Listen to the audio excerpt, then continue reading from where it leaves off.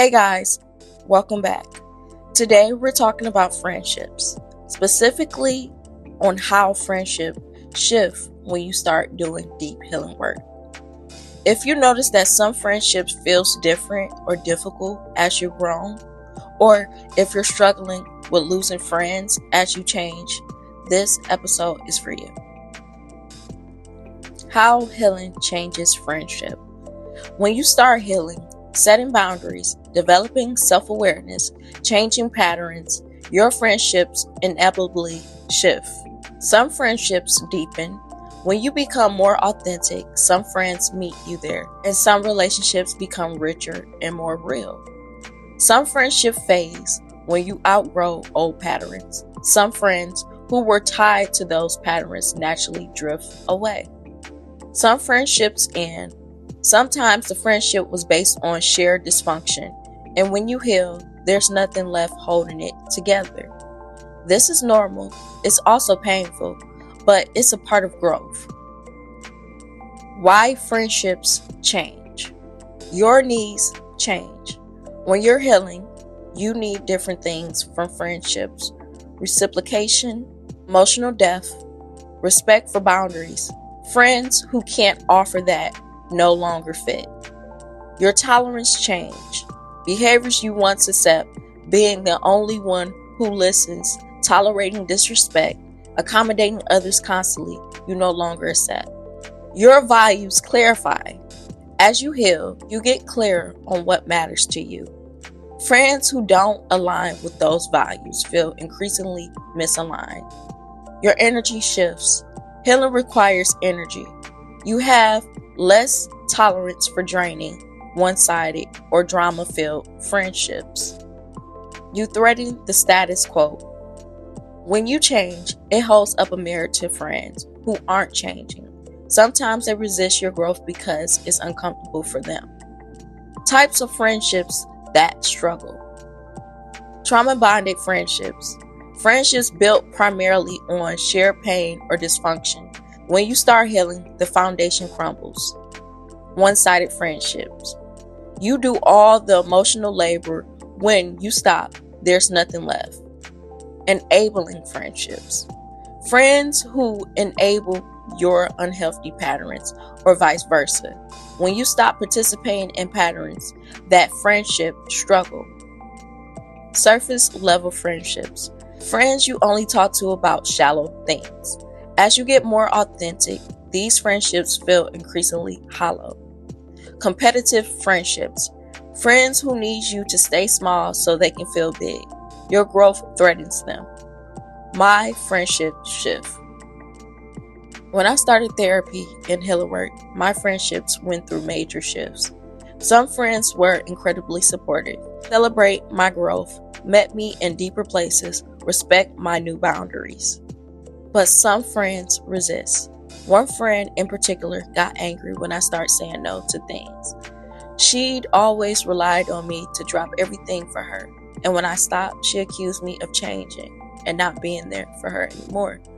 She was right. I had changed, but I changed in healthy ways. I just wasn't willing to abandon myself for her anymore. Another friendship faded naturally. We bonded over complaining about our lives, but never actually doing anything to change them. When I stopped complaining and started taking action, we had less in common. Losing friendships, even unhealthy ones, hurt. I grieved. I questioned whether I was the problem, but ultimately, I realized I needed friendships that support my healing, not hinder it. How to navigate friendship changes. Communicate when possible. If a friendship is important to you, try talking about the changes. I'm working on myself, and that means I need to set some boundaries. Here's what's changing for me. Accept that not everyone will understand. Some friends won't get it or won't be willing to adjust, and that's okay. It's not a failure on your part. Grieve what lost.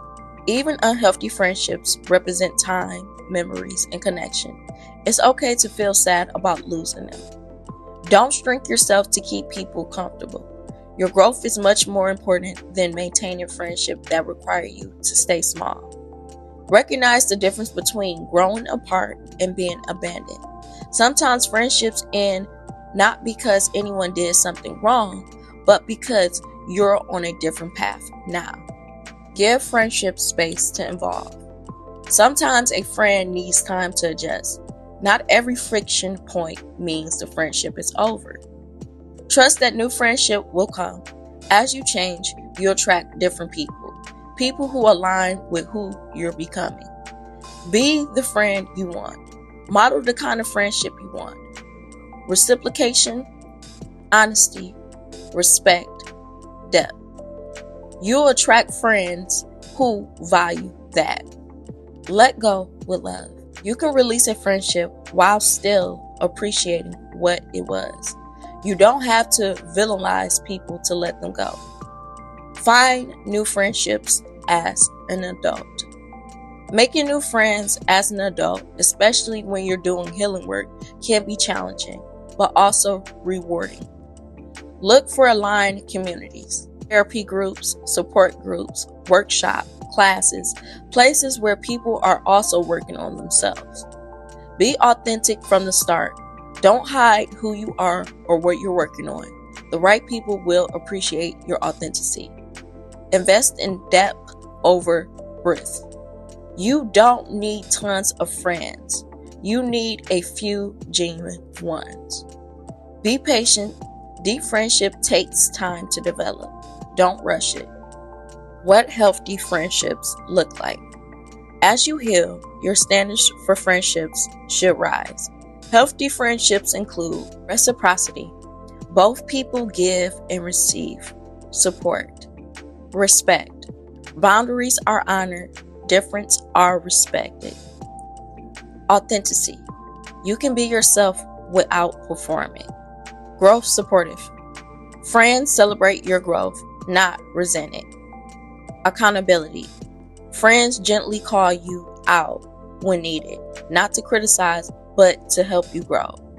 Depth. Conversations goes beyond surface level. Consistency. The friendship is reliable, not just there when it's convenient. Final thoughts. It's okay to outgrow friendship. It's okay to need different things now than you used to. It's okay to let people go who can't meet you where you are. Your healing is not selfish. Your boundaries are not mean. You need for reciprocity is not asking for too much. You deserve friendships that nourish you, not drain you. Friendships that support your growth, not stun it. Some people are meant for seasons. Some are meant for a lifetime. Learning to recognize the difference is the part of self-love. Thank you for listening, friends. Take good care of yourself. And until next time, I'll see you in the next episode. Peace.